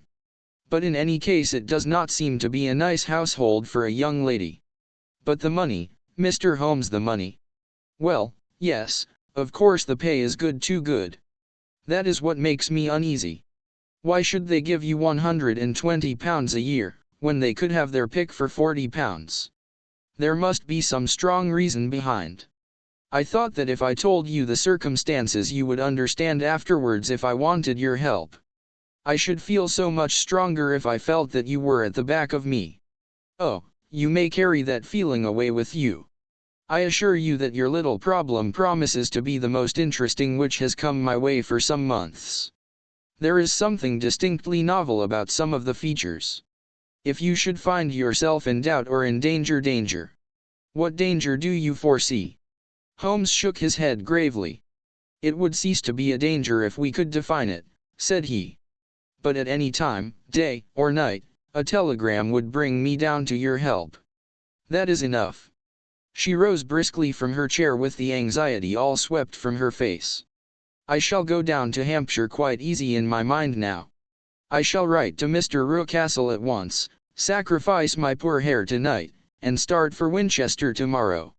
With a few grateful words to Holmes she bade us both good night and bustled off upon her way. At least, said I as we heard her quick, firm steps descending the stairs, she seems to be a young lady who is very well able to take care of herself. And she would need to be, said Holmes gravely. I am much mistaken if we do not hear from her before many days are past. It was not very long before my friend's prediction was fulfilled. A fortnight went by, during which I frequently found my thoughts turning in her direction and wondering what strange side alley of human experience this lonely woman had strayed into. The unusual salary, the curious conditions, the light duties, all pointed to something abnormal, though whether a fad or a plot, or whether the man were a philanthropist or a villain, it was quite beyond my powers to determine. As to Holmes, I observed that he sat frequently for half an hour on end, with knitted brows and an abstracted air, but he swept the matter away with a wave of his hand when I mentioned it. Data! Data! Data! He cried impatiently. I can't make bricks without clay. And yet he would always wind up by muttering that no sister of his should ever have accepted such a situation. The telegram which we eventually received came late one night just as I was thinking of turning in, and Holmes was settling down to one of those all-night chemical researches which he frequently indulged in, when I would leave him stooping over a retort in a test tube at night and find him in the same position when I came down to breakfast in the morning. He opened the yellow envelope, and then, glancing at the message, threw it across to me. Just look up the trains in Bradshaw, said he, and turned back to his chemical studies. The summons was a brief and urgent one. Please be at the Black Swan Hotel at Winchester at midday tomorrow, it said. Do come. I am at my wit's end. Hunter. Will you come with me? Asked Holmes, glancing up. I should wish to. Just look it up, then. There is a train at 9:30, said I, glancing over my Bradshaw. It is due at Winchester at 11:30. That will do very nicely. Then perhaps I had better postpone my analysis of the acetones, as we may need to be at our best in the morning. By 11 o'clock the next day we were well upon our way to the old English capital. Holmes had been buried in the morning papers all the way down, but after we had passed the Hampshire border he threw them down and began to admire the scenery. It was an ideal spring day, a light blue sky, flecked with little fleecy white clouds drifting across from west to east. The sun was shining very brightly, and yet there was an exhilarating nip in the air, which set an edge to a man's energy. All over the countryside, away to the rolling hills around Aldershot, the little red and grey roofs of the farmsteadings peeped out from amid the light green of the new foliage. Are they not fresh and beautiful? I cried with all the enthusiasm of a man fresh from the fogs of Baker Street. But Holmes shook his head gravely. Do you know, Watson, said he, that it is one of the curses of a mind with a turn like mine that I must look at everything with reference to my own special subject. You look at these scattered houses, and you are impressed by their I look at them, and the only thought which comes to me is a feeling of their isolation and of the impunity with which crime may be committed there. Good heavens! I cried. Mvmo would associate crime with these dear old homesteads. They always fill me with a certain horror. It is my belief, Watson, founded upon my experience, that the lowest and vilest alleys in London do not present a more dreadful record of sin than does the smiling and beautiful countryside. You horrify me. But the reason is very obvious. The pressure of public opinion can do in the town what the law cannot accomplish. There is no lane so vile that the scream of a tortured child, or the thud of a drunkard's blow, does not beget sympathy and indignation among the neighbors, and then the whole machinery of justice is ever so close that a word of complaint can set it going, and there is but a step between the crime and the dock. But look at these lonely houses, each in its own fields, filled for the most part with poor ignorant folk who know little of the law. Think of the deeds of hellish cruelty, the hidden wickedness which may go on, year in, year out, in such places, and none the wiser. Had this lady who appeals to us for help gone to live in Winchester, I should never have had a fear for her. It is the 5 miles of country which makes the danger. Still, it is clear that she is not personally threatened. No. If she can come to Winchester to meet us, she can get away. Quite so. She has her freedom. What can be the matter, then? Can you suggest no explanation? I have devised 7 separate explanations, each of which would cover the facts as far as we know them. But which of these is correct can only be determined by the fresh information which we shall no doubt find waiting for us. Well, there is the tower of the cathedral, and we shall soon learn all that Miss Hunter has to tell. The Black Swan is an inn of repute in the High Street, at no distance from the station, and there we found the young lady waiting for us. She had engaged a sitting room, and our lunch awaited us upon the table. "I am so delighted that you have come," she said earnestly. "It is so very kind of you both, but indeed I do not know what I should do. Your advice will be altogether invaluable to. Pray tell us what has happened to you." "I will do so, and I must be quick, for I have promised Mr. Rucastle to be back before 3. I got his leave to come into town this morning, though he little knew for what purpose. Let us have everything in its due order." Holmes thrust his long thin legs out towards the fire and composed himself to listen. "In the first place, I may say that I have met, on the whole, with no actual ill treatment from Mr. and Mrs. Rucastle. It is only fair to them to say that. But I cannot understand them, and I am not easy in my mind about them." "What can you not understand?" "Their reasons for their conduct. But you shall have it all just as it occurred. When I came down, Mr. Rucastle met me here and drove me in his dog cart to the Copper Beeches. It is, as he said, beautifully situated, but it is not beautiful in itself, for it is a large square block of a house, whitewashed, but all stained and streaked with damp and bad weather. There are grounds round it, woods on 3 sides, and on the 4th a field which slopes down to the Southampton High Road, which curves past about 100 yards from the front door. This ground in front belongs to the house, but the woods all round are part of Lord Southerton's preserves.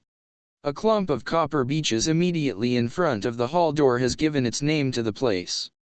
I was driven over by my employer, who was as amiable as ever, and was introduced by him that evening to his wife and the child.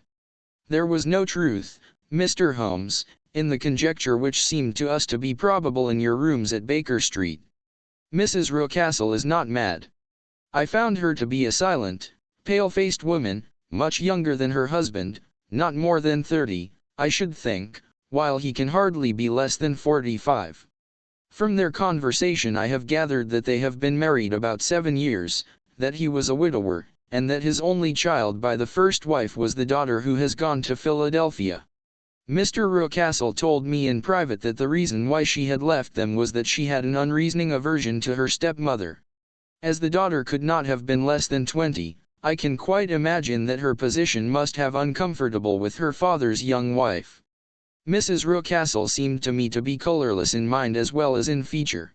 She impressed me neither favorably nor the reverse. She was a nonentity.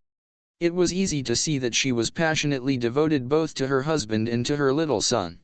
Her light gray eyes wandered continually from one to the other, noting every little want and forestalling it if possible. He was kind to her also in his bluff, boisterous fashion, and on the whole they seemed to be a happy couple. And yet she had some secret sorrow, this woman. She would often be lost in deep thought, with the saddest look upon her face. More than once I have surprised her in tears. I have thought sometimes that it was the disposition of her child which weighed upon her mind, for I have never met so utterly spoiled and so ill-natured a little creature. He is small for his age, with a head which is quite disproportionately large. His whole life appears to be spent in an alternation between savage fits of passion and gloomy intervals of sulking. Giving pain to any creature weaker than himself seems to be his one idea of amusement, and he shows quite remarkable talent in planning the capture of mice, little birds, and insects. But I would rather not talk about the creature, Mr. Holmes, and, indeed, he has little to do with my story. I am glad of all details, remarked my friend, whether they seem to you to be relevant or not. I shall try not to miss anything of importance. The one unpleasant thing about the house, which struck me at once, was the appearance and conduct of the servants. There are only two, a man and his wife. Toller, for that is his name, is a rough, uncouth man, with grizzled hair and whiskers, and a perpetual smell of drink. Twice since I have been with them he has been quite drunk, and yet Mr. Rucastle seemed to take no notice of it. His wife is a very tall and strong woman with a sour face, as silent as Mrs. Rucastle and much less amiable. They are a most unpleasant couple, but fortunately I spend most of my time in the nursery and my own room, which are next to each other in one corner of the building. For 2 days after my arrival at the Copper Beeches my life was very quiet. On the third, Mrs. Rucastle came down just after breakfast and whispered something to her husband. "Oh, yes," said he, turning to me, "we are very much obliged to you, Miss Hunter, for falling in with our whims so far as to cut your hair. I assure you that it has not detracted in the tiniest iota from your appearance. We shall now see how the electric blue dress will become you. You will find it laid out upon the bed in your room, and if you would be so good as to put it on we should both be extremely obliged." The dress which I found waiting for me was of a peculiar shade of blue. It was of excellent material, a sort of beige, but it bore unmistakable signs of having been worn before. It could not have been a better fit if I had been measured for it. Both Mr. and Mrs. Rucastle expressed a delight at the look of it, which seemed quite exaggerated in its vehemence. They were waiting for me in the drawing room, which is a very large room, stretching along the entire front of the house, with 3 long windows reaching down to the floor. A chair had been placed close to the central window, with its back turned towards it. In this I was asked to sit, and then Mr. Rucastle, walking up and down on the other side of the room, began to tell me a series of the funniest stories that I have ever listened to. You cannot imagine how comical he was, and I laughed until I was quite weary. Mrs. Rucastle, however, who has evidently no sense of humor, never so much as smiled, but sat with her hands in her lap, and a sad, anxious look upon her face. After an hour or so, Mr. Rucastle suddenly remarked that it was time to commence the duties of the day, and that I might change my dress and go to little Edward in the nursery. 2 days later this same performance was gone through under exactly similar circumstances. Again I changed my dress, again I sat in the window, and again I laughed very heartily at the funny stories of which my employer had an immense repertoire, and which he told inimitably. Then he handed me a yellow-backed novel, and moving my chair a little sideways, that my own shadow might not fall upon the page, he begged me to read aloud to him. I read for about 10 minutes, beginning in the heart of a chapter, and then suddenly, in the middle of a sentence, he ordered me to cease and to change my dress. You can easily imagine, Mr. Holmes, how curious I became as to what the meaning of this extraordinary performance could possibly be. They were always very careful, I observed, to turn my face away from the window, so that I became consumed with the desire to see what was going on behind my back. At first it seemed to be impossible, but I soon devised a means.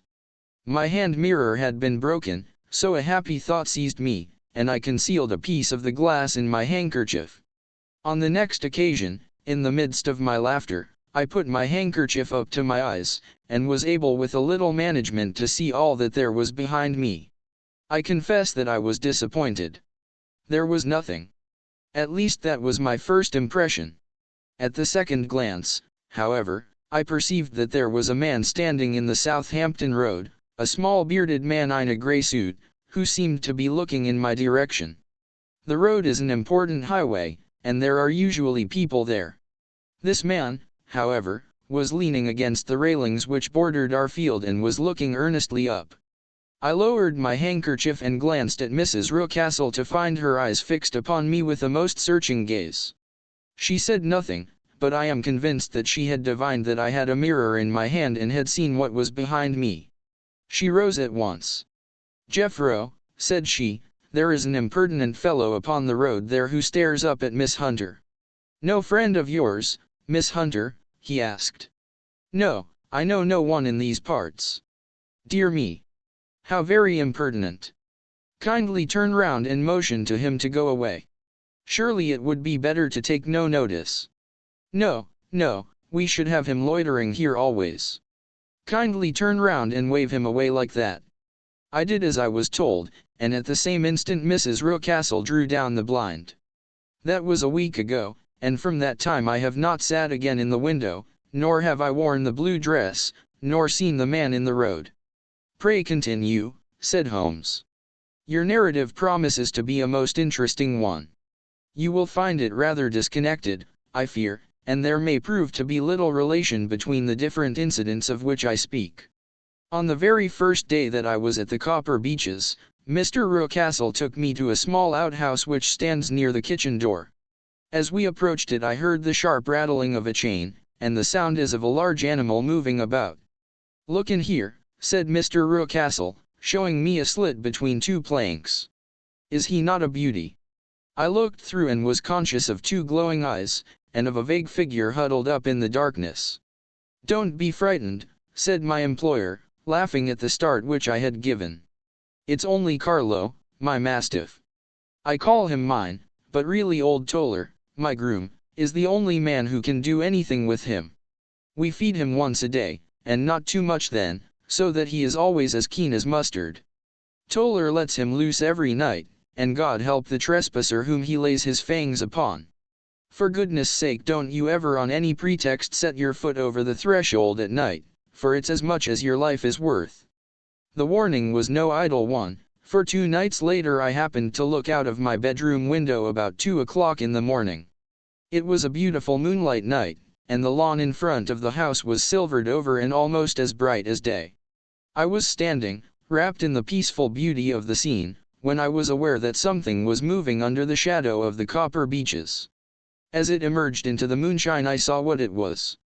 It was a giant dog, as large as a calf, tawny tinted, with hanging jowl, black muzzle, and huge projecting bones. It walked slowly across the lawn and vanished into the shadow upon the other side. That dreadful sentinel sent a chill to my heart which I do not think that any burglar could have done. And now I have a very strange experience to tell you.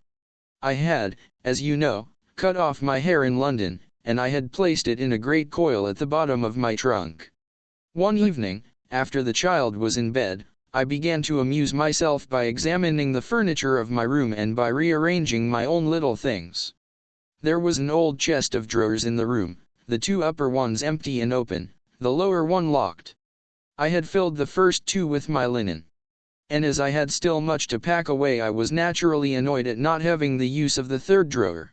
It struck me that it might have been fastened by a mere oversight, so I took out my bunch of keys and tried to open it. The very first key fitted to perfection, and I drew the drawer open. There was only one thing in it, but I am sure that you would never guess what it was. It was my coil of hair. I took it up and examined it. It was of the same peculiar tint, and the same thickness. But then the impossibility of the thing obtruded itself upon me. How could my hair have been locked in the drawer? With trembling hands I undid my trunk, turned out the contents, and drew from the bottom my own hair. I laid the 2 tresses together, and I assure you that they were identical. Was it not extraordinary? Puzzle as I would, I could make nothing at all of what it meant.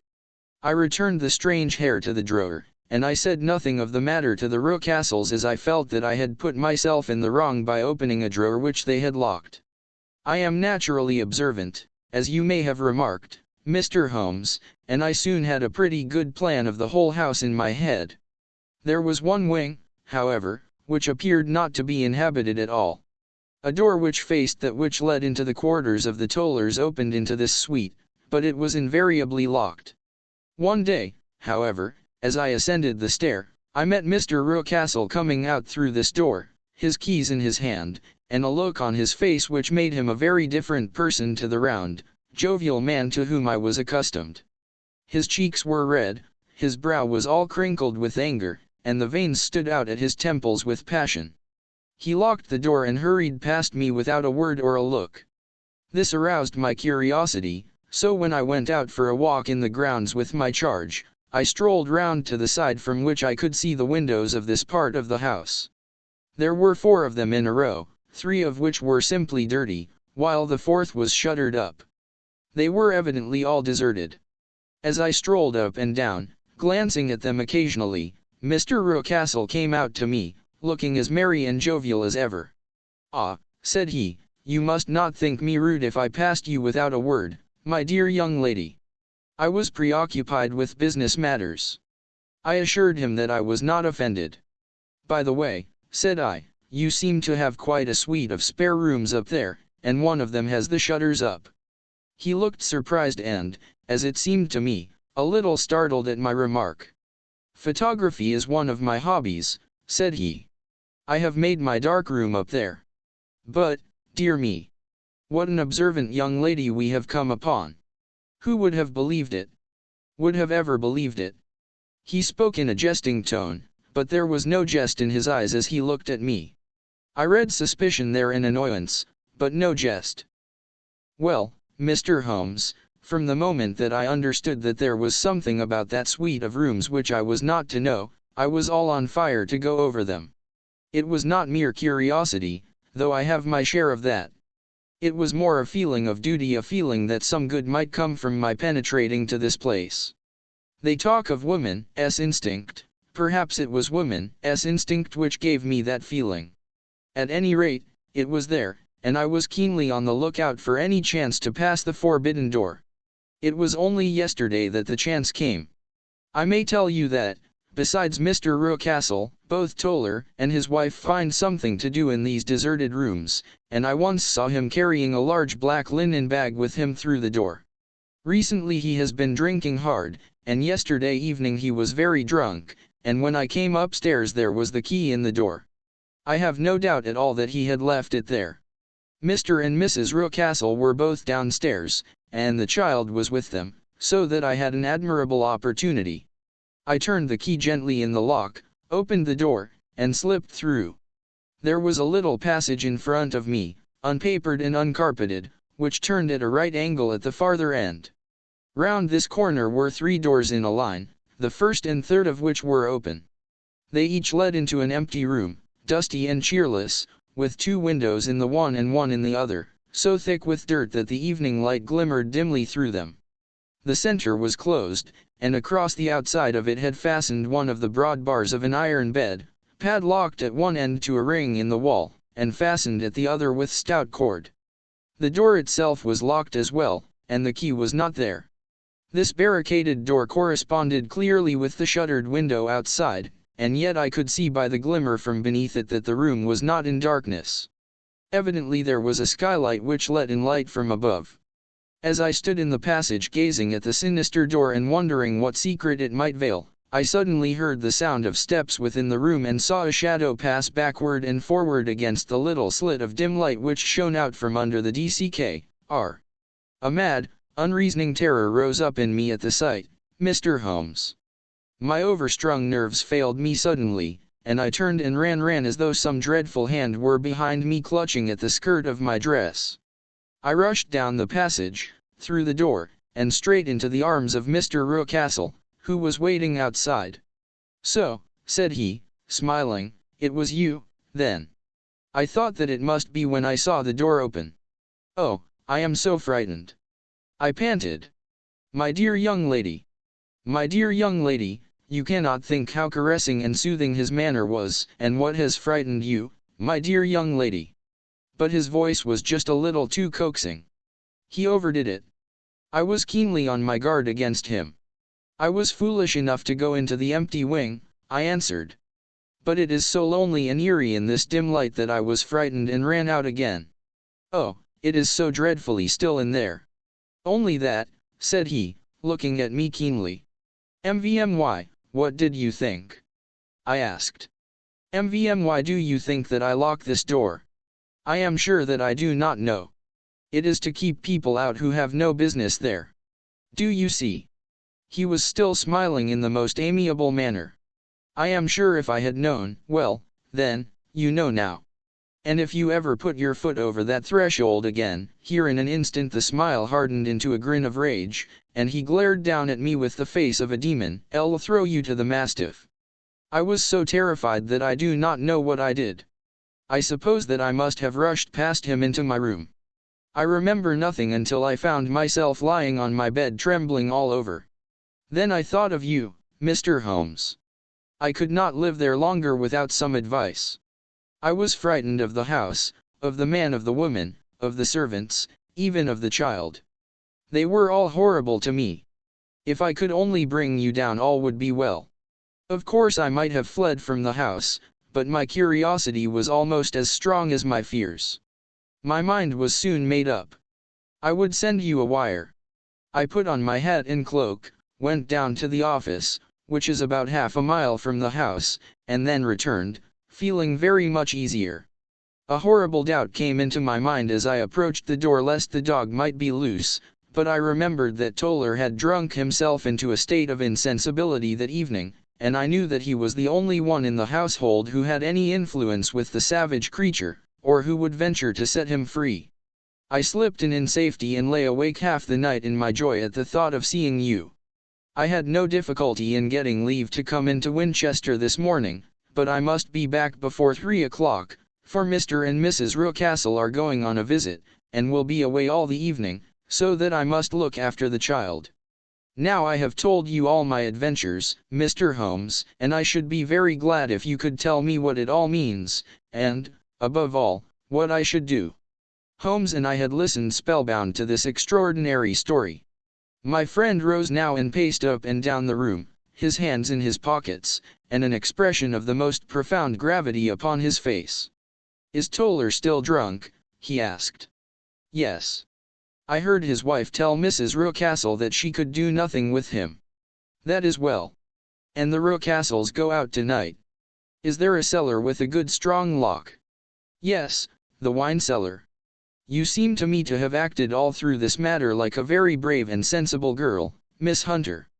Do you think that you could perform one more feat? I should not ask it of you if I did not think you a quite exceptional woman." "I will try." "Mad is it? We shall be at the Copper Beeches by 7 o'clock, my friend and I. The Rucastles will be gone by that time, and Toller will, we hope, be incapable. There only remains Mrs. Toller, who might give the alarm. If you could send her into the cellar on some errand, and then turn the key upon her, you would facilitate matters immensely." "I will do it." "Excellent. We shall then look thoroughly into the affair. Of course there is only one feasible explanation. You have been brought there to personate someone, and the real person is imprisoned in this chamber. That is obvious. As to who this prisoner is, I have no doubt that it is the daughter, Miss Alice Rucastle, if I remember right, who was said to have gone to America. You were chosen, doubtless, as resembling her in height, figure, and the color of your hair. Hers had been cut off, very possibly in some illness through which she has passed, and so, of course, yours had to be sacrificed also. By a curious chance you came upon her tresses. The man in the road was undoubtedly some friend of hers, possibly her fiancé, and no doubt, as you wore the girl's dress and were so like her, he was convinced from your laughter, whenever he saw you, and afterwards from your gesture, that Miss Rucastle was perfectly happy, and that she no longer desired his attentions. The dog is let loose at night to prevent him from endeavoring to communicate with her. So much is fairly clear. The most serious point in the case is the disposition of the child. What on earth has that to do with it? I ejaculated. My dear Watson, you as a medical man are continually gaining light as to the tendencies of a child by the study of the parents. Don't you see that the converse is equally valid? I have frequently gained my first real insight into the character of parents by studying their children. This child's disposition is abnormally cruel, merely for cruelty's sake, and whether he derives this from his smiling father, as I should suspect, or from his mother, it bodes evil for the poor girl who is in their power. I am sure that you are right, Mr. Holmes, cried our client. 1,000 things come back to me which make me certain that you have hit it. Oh, let us lose not an instant in bringing help to this poor creature. We must be circumspect, for we are dealing with a very cunning man. We can do nothing until 7 o'clock. At that hour we shall be with you, and it will not be long before we solve the mystery. We were as good as our word, for it was just 7 when we reached the Copper Beeches, having put up our trap at a wayside public house. The group of trees, with their dark leaves shining like burnished metal in the light of the setting sun, were sufficient to mark the house even had Miss Hunter not been standing smiling on the doorstep. "Have you managed it?" asked Holmes. A loud thudding noise came from somewhere downstairs. "That is Mrs. Toller in the cellar," said she. "Her husband lies snoring on the kitchen rug. Here are his keys, which are the duplicates of Mr. Rucastle's." "You have done well indeed," cried Holmes with enthusiasm. "Now lead the way, and we shall soon see the end of this black business." We passed up the stair, unlocked the door, followed on down a passage, and found ourselves in front of the barricade which Miss Hunter had described. Holmes cut the cord and removed the transverse bar. Then he tried the various keys in the lock, but without success. No sound came from within, and at the silence Holmes's face clouded over. "I trust that we are not too late," said he. "I think, Miss Hunter, that we had better go in without you. Now, Watson, put your shoulder to it, and we shall see whether we cannot make our way in." It was an old rickety door and gave at once before our united strength. Together we rushed into the room. It was empty. There was no furniture save a little pallet bed, a small table, and a basket full of linen. The skylight above was open, and the prisoner gone. "There has been some villainy here," said Holmes. "This beauty has guessed Miss Hunter's intentions and has carried his victim off." "But how?" "Through the skylight. We shall soon see how he managed it. He swung himself up onto the roof." "Ah, yes," he cried, "here's the end of a long light ladder against the eaves. That is how he did it." "But it is impossible," said Miss Hunter. "The ladder was not there when the Rucastles went away. He has come back and done it. I tell you that he is a clever and dangerous man. I should not be very much surprised if this were he whose step I hear now upon the stair. I think, Watson, that it would be as well for you to have your pistol ready." The words were hardly out of his mouth before a man appeared at the door of the room, a very fat and burly man, with a heavy stick in his hand. Miss Hunter screamed and shrunk against the wall at the sight of him, but Sherlock Holmes sprang forward and confronted. "You villain," said he, "where's your daughter?" The fat man cast his eyes round, and then up at the open skylight. "It is for me to ask you that," he shrieked, "you thieves! Spies and thieves! I have caught you, have I? You are in my power. I'll serve you." He turned and clattered down the stairs as hard as he could go. "He's gone for the dog," cried Miss Hunter. "I have my revolver," said I. "Better close the front door," cried Holmes, and we all rushed down the stairs together. We had hardly reached the hall when we heard the baying of a hound, and then a scream of agony, with a horrible worrying sound which it was dreadful to listen to. An elderly man with a red face and shaking limbs came staggering out at a side door. "My God!" he cried. "Someone has loosed the dog. It's not been fed for 2 days. Quick, quick, or it'll be too late." Holmes and I rushed out and round the angle of the house, with Toller hurrying behind us. There was the huge famished brute, its black muzzle buried in Rucastle's throat, while he writhed and screamed upon the ground. Running up, I blew its brains out, and it fell over with its keen white teeth still meeting in the great creases of his neck. With much labor we separated them and carried him, living but horribly mangled, into the house. We laid him upon the drawing-room sofa, and having dispatched the sobered Toller to bear the news to his wife, I did what I could to relieve his pain. We were all assembled round him when the door opened, and a tall, gaunt woman entered the room. "Mrs. Toller," cried Miss Hunter. "Yes, Miss. Mr. Rucastle let me out when he came back before he went up to you." "Ah, miss, it is a pity you didn't let me know what you were planning, for I would have told you that your pains were wasted." "Ha," said Holmes, looking keenly at her. "It is clear that Mrs. Toller knows more about this matter than anyone else." "Yes, sir, I do, and I am ready enough to tell what I know." "Then, pray, sit down, and let us hear it, for there are several points on which I must confess that I am still in the dark." "I will soon make it clear to you," said she, "and I'd have done so before now if I could ha' got out from the cellar. If there's police court business over this, you'll remember that I was the one that stood your friend, and that I was Miss Alice's friend. She was never happy at home, Miss Alice wasn't, from the time that her father married again. She was slighted like and had no say in anything, but it never really became bad for her until after she met Mr. Fowler at a friend's house. As well as I could learn, Miss Alice had rights of her own by will, but she was so quiet and patient, that she never said a word about them but just left everything in Mr. Rucastle's hands. He knew he was safe with her, but when there was a chance of a husband coming forward, who would ask for all that the law would give him, then her father thought it time to put a stop on it. He wanted her to sign a paper, so that whether she married or not, he could use her money. When she wouldn't do it, he kept on worrying her until she got brain fever, and for 6 weeks was at death's door.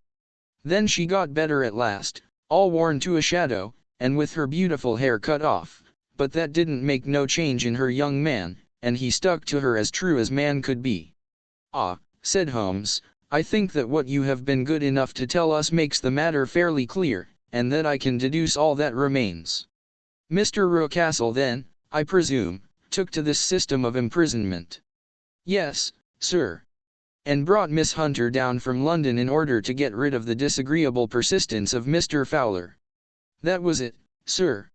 But Mr. Fowler, being a persevering man, as a good seaman should be, blockaded the house, and having met you succeeded by certain arguments, metallic or otherwise, in convincing you that your interests were the same as his." "Mr. Fowler was a very kind-spoken, free-handed gentleman," said Mrs. Toller serenely. "And in this way he managed that your good man should have no want of drink, and that a ladder should be ready at the moment when your master had gone out." "You have it, sir, just as it happened." "I am sure we owe you an apology, Mrs. Toller," said Holmes, "for you have certainly cleared up everything which puzzled us. And here comes the country surgeon and Mrs. Rucastle, so I think, Watson, that we had best escort Miss Hunter back to Winchester, as it seems to me that our locus standi now is rather a questionable one." And thus was solved the mystery of the sinister house with the copper in front of the door. Mr. Rucastle survived, but was always a broken man, kept alive solely through the care of his devoted wife. They still live with their old servants, who probably know so much of Rucastle's past life that he finds it difficult to part from them. Mr. Fowler and Miss Rucastle were married, by special license, in Southampton the day after their flight, and he is now the holder of a government appointment in the island of Mauritius.